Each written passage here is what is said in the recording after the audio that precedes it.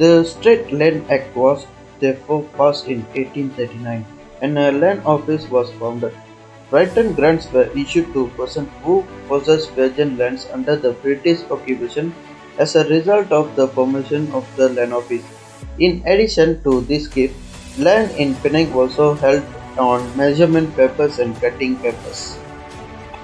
The framework for converting Penang's legal system to the Torrent system, which was in use in other states on the peninsula, was provided by the National Land Court Penang and Malacca Titles Act. The 1963 Act, as amended in 1965, and the NLC 1965 went into effect together on January 1, 1966, abolishing the deed system in Penang. In Malacca, also the basic principle of the Malay customary land tenure that all the land belongs to the ruler was prevalent. Proprietary right is created by clearing that land by way of cultivation or building a house on the land and thus causes the dead land to life. Such right is absolute so long as it is followed by the continuous occupation of the land bears signs of appropriation. This concept was accorded judicial recognition in Abdul Latif against Muhammad Merah, where the clerics are said there are two kinds of land: first the living land and second the dead land. With regard to dead land, nobody has property rights to it when there is no sign of it being under cultivation by someone. Then certainly nobody can lay a claim to that land. If someone cultivates it into a rice field, be it a huma or ladang or sawa or bandang, no one can proceed against him. Thai is what understood by living land. In the same case, it was further held that the custom in Malacca for a cultivator of land to pay a tenth of the produce to the proprietor of the land in lieu or rent, and as long as the cultivator does so, he cannot be ejected. It is good and reasonable custom, and on the court will recognize and uphold. However, such right of private ownership of land was nothing more than a right of occupation, although it was capable of being inherited. The occupier was required to pay a tithe in the form of the one-tenth of the harvest or the income derived from the land regularly and without fail to the ruler. He also had to ensure that the land remained in constant cultivation and default of which the land would be subject to forfeiture by the ruler. He also has to ensure that the land remained in constant cultivation, in default of which the ruler will forfeit the land.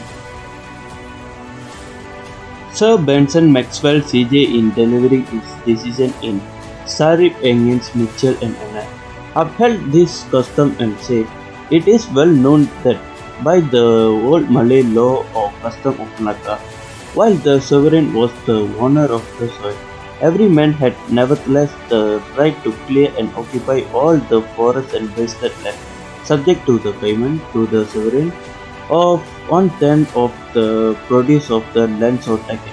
The trees he planted, the houses he built, were his property which he could sell or mortgage or hand down to his children. If he abandoned the paddy land or fruit trees for 3 years, his rights ceased and the land reverted to the sovereign. If without deserting the land he left in uncultivated longer than usual or necessary, he was liable the adjustment." From year 1511 until 1641, Malacca was governed by Muslim sultans before the Portuguese took control of the city. Following the Portuguese, the Dutch took over, and after 130 years of possession, the Dutch gave up. In 1795, the British captured Malacca. The Dutch once again controlled Malacca from year 1801 to 1807, but in 1824 they eventually handed it up to the British. Following the Anglo-Dutch Treaty of 1824, the English acquired control of Malacca from the Dutch, but the city already had its own legislature which combined Islamic law and Malay tradition.